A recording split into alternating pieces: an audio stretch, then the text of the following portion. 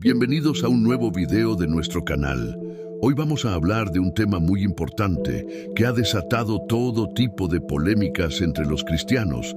Es un tema en el cual vamos a analizar los fundamentos bíblicos utilizados por las diferentes religiones derivadas del protestantismo para practicarlo, y que para utilizarlo, según ellos, si sus fieles no lo acatan, se verán inmersos en maldiciones, pecado y desobediencia a la palabra de Dios. Hoy hablaremos del diezmo. ¿Qué es el diezmo? Es bíblico. Es obligatorio para los cristianos. ¿Qué diferencia hay entre el diezmo católico y el diezmo protestante? Estas y otras preguntas las vamos a responder con la luz de la palabra de Dios y la enseñanza de la Iglesia Católica, la única y verdadera Iglesia de Cristo. El diezmo significa la 10ª parte de algo, y en la Biblia se refiere a la ofrenda que el pueblo de Israel debía dar a Dios de los frutos de la tierra y de los animales, para el sostenimiento de los sacerdotes y levitas que se dedicaban al servicio del templo. El diezmo era un mandamiento de la ley de Moisés, que se encuentra en el Antiguo Testamento. Por ejemplo, en Levítico 27:30-32 dice: el diezmo entero de la tierra, tanto de las semillas de la tierra como de los frutos de los árboles, es de Dios, es cosa sagrada de Dios. Todo diezmo de ganado mayor o menor, es decir, cada 10ª cabeza que pasa bajo el cayado, será cosa sagrada de Dios. Como vemos, el diezmo no era dinero, sino productos agrícolas y animales, y solo lo podían recibir los sacerdotes y levitas, que eran de la tribu de Leví, la cual no tenía heredad en la tierra, sino que vivía del servicio a Dios. Números 18:21-24 dice: a los hijos de Leví he dado todo el diezmo en Israel por heredad, como retribución por el servicio que prestan, el servicio de la tienda del encuentro. De ahora en adelante, los israelitas no se acercarán más a la tienda del encuentro, so pena de cargar con su pecado y morir. Los levitas harán el servicio de la tienda del encuentro, y ellos cargarán con su culpa. Es ley perpetua, de generación en generación. No tendrán heredad entre los israelitas, porque les doy como heredad el diezmo que los israelitas ofrecen a Yahvé en oblación. Por eso les he dicho, no tendrán heredad entre los israelitas. Ahora bien, ¿qué pasa con el diezmo en el Nuevo Testamento? ¿Es válido para los cristianos? ¿Es lo mismo que el diezmo protestante? La respuesta es no.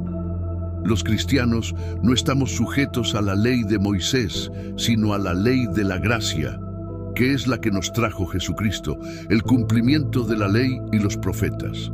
Romanos 6:14 dice: porque el pecado no se enseñoreará de vosotros, pues no estáis bajo la ley, sino bajo la gracia.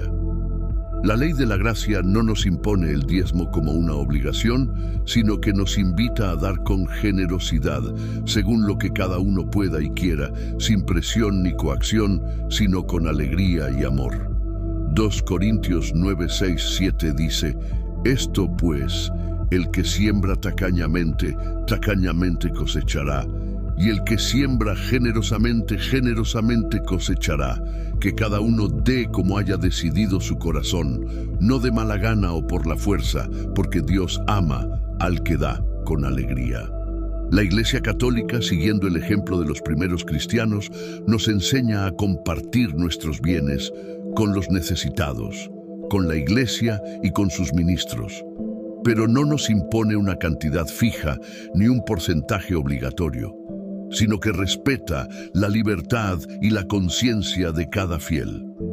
El Catecismo de la Iglesia Católica, en el número 2043, dice: los fieles tienen también la obligación de subvenir a las necesidades materiales de la Iglesia, cada uno según sus propias posibilidades. En cambio, muchas iglesias protestantes, sobre todo las de corte pentecostal o neopentecostal, exigen el diezmo como una condición para ser miembro, para recibir bendiciones o para evitar maldiciones. Además, lo hacen con dinero y no con productos, y se lo apropian los pastores, que no son los legítimos sucesores de los apóstoles, sino que se autoordenan o se ordenan por otros pastores. Estas iglesias tergiversan el sentido bíblico del diezmo y lo convierten en un negocio lucrativo que explota la fe y la ignorancia de la gente. Muchos de estos pastores viven en la opulencia, mientras que sus fieles viven en la pobreza. Esto es un abuso y una estafa que nada tiene que ver con el Evangelio de Jesucristo. Para demostrarlo, vamos a analizar algunos versículos que usan los protestantes para defender el diezmo y la verdadera interpretación de los mismos según la Iglesia Católica. El primero es el de Malaquías 3:10, donde Dios dice al pueblo de Israel: «Traed todos los diezmos al alfolí y haya alimento en mi casa. Y probadme ahora en esto, dice Jehová de los ejércitos, si no, os abriré las ventanas de los cielos, y derramaré sobre vosotros bendición hasta que sobreabunde». Muchos protestantes usan este versículo para exigir el diezmo a sus fieles, diciendo que si no lo hacen, están robando a Dios y se exponen a su maldición. Sin embargo, este versículo hay que entenderlo en su contexto histórico y teológico. Malaquías era un profeta que vivió después del exilio de Babilonia, cuando el pueblo de Israel había vuelto a su tierra y estaba reconstruyendo el templo. El profeta denuncia la infidelidad del pueblo, que se había apartado de la alianza con Dios y había descuidado el culto y el servicio al templo. Por eso, les llama a volver a Dios y a cumplir con el diezmo, que era una obligación de la ley de Moisés para el sostenimiento de los sacerdotes y levitas. El profeta les promete que si lo hacen, Dios les bendecirá y les protegerá de sus enemigos. Pero este pasaje no se puede aplicar a los cristianos porque nosotros no estamos bajo la ley de Moisés, sino bajo la ley de la gracia. Jesucristo vino a cumplir la ley y a establecer una nueva alianza basada en la fe y el amor, no en las obras y los ritos. Los cristianos no tenemos que dar el diezmo como una obligación legal, sino que tenemos que dar con generosidad, según lo que cada uno pueda y quiera, sin presión ni coacción, sino con alegría y amor. Así lo enseña San Pablo en 2 de Corintios 9, 6, 7. Además, los cristianos no tenemos un templo material, sino que somos el templo del Espíritu Santo, y nuestro culto no se limita a un lugar o a un tiempo, sino que abarca toda nuestra vida. Por eso, nuestra ofrenda no es solo material, sino que es espiritual, y consiste en ofrecer a Dios nuestro cuerpo, nuestra mente, nuestro corazón y nuestra voluntad, como dice San Pablo en Romanos 12, 1, 2. El segundo versículo es el de Mateo 23, 23, donde Jesús dice a los fariseos: «Ay de vosotros, escribas y fariseos hipócritas, porque diezmáis la menta y el eneldo y el comino, y dejasteis lo que es lo más grave de la ley, es a saber, el juicio y la misericordia y la fe. Esto era menester hacer, y no dejar lo otro». Algunos protestantes interpretan que Jesús está confirmando el diezmo como una práctica válida para los cristianos y que solo les reprocha a los fariseos que lo hagan sin amor y sin justicia. Sin embargo, esta interpretación es errónea, porque Jesús no está hablando a los cristianos, sino a los judíos, que aún estaban bajo la ley de Moisés. Jesús no vino a abolir la ley, sino a cumplirla. Y por eso respeta el diezmo como una norma vigente para los judíos de su tiempo.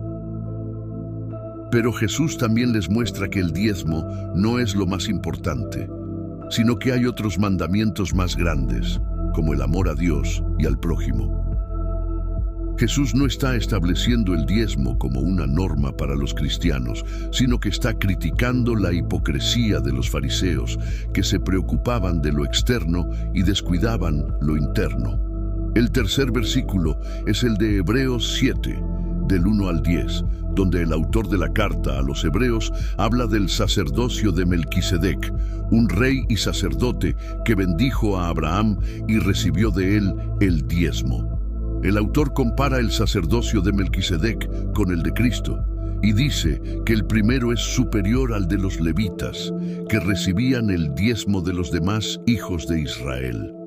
Algunos protestantes usan este versículo para decir que el diezmo es anterior a la ley de Moisés y que por eso sigue vigente para los cristianos que participan del sacerdocio de Cristo.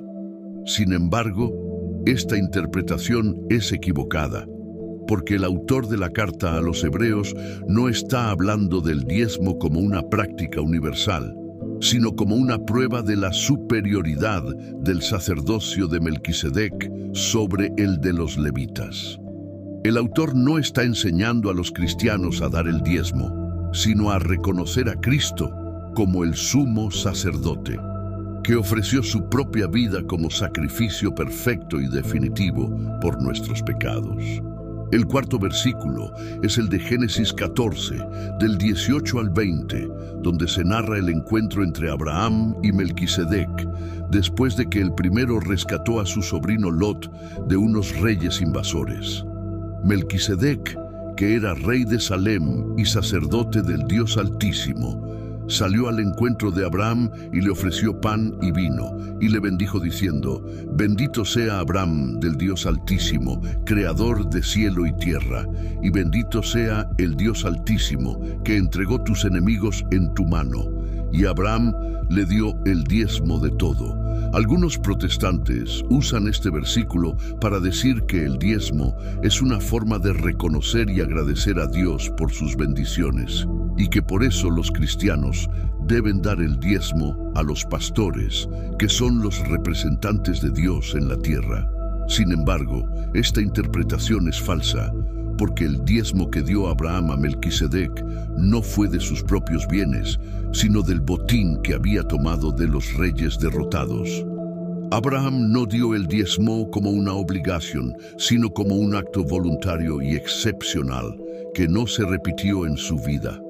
Abraham no dio el diezmo a un pastor, sino a un rey y sacerdote, que era una figura de Cristo, el verdadero rey y sacerdote. Abraham no dio el diezmo para recibir bendiciones, sino para responder a la bendición que ya había recibido de Dios.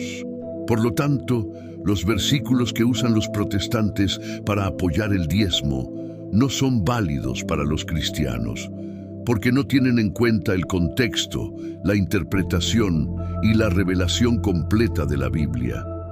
Los cristianos no estamos obligados a dar el diezmo, sino que estamos llamados a dar con generosidad, según nuestra conciencia y nuestra capacidad, sin imposición ni manipulación, sino con libertad y alegría. Además de estos argumentos bíblicos, también podemos recurrir a la historia y al testimonio de la Iglesia Católica, que desde sus orígenes ha mantenido una postura coherente y fiel sobre el diezmo y la ofrenda. La Iglesia Católica nunca ha impuesto el diezmo como una obligación legal, sino que ha respetado la libertad y la responsabilidad de cada fiel. La Iglesia Católica ha usado el diezmo y la ofrenda no para enriquecerse a sí misma, sino para sostener su misión evangelizadora, caritativa y educativa en el mundo. La Iglesia Católica ha dado ejemplo de generosidad y solidaridad, compartiendo sus bienes con los pobres, los enfermos, los huérfanos, los ancianos, los refugiados, los marginados y los perseguidos. La Iglesia Católica ha sido y es la institución que más ha hecho y hace por el bien de la humanidad, en todos los ámbitos y en todos los tiempos. Por eso, amigos y amigas, les invitamos a que no se dejen engañar por los falsos maestros, que usan el diezmo para enriquecerse a costa de ustedes. Recuerden que Jesús dijo: Por sus frutos los conoceréis. Mateo 7:16. Los verdaderos ministros de Dios no buscan su propio beneficio, sino el de las almas, y no se aprovechan de las ovejas, sino que las cuidan y las alimentan con la palabra de Dios y los sacramentos. La Iglesia Católica es la única que tiene la plenitud de la verdad y la gracia, y la única que puede ofrecernos la salvación en Cristo. No se aparten de ella, sino que permanezcan fieles a su doctrina y a su tradición. Y cuando den algo a la Iglesia o a los pobres, háganlo con generosidad, con libertad y con amor, sabiendo que Dios ama al que da con alegría y que Él no se deja ganar en generosidad. Que Dios los bendiga y los guarde. Hasta la próxima.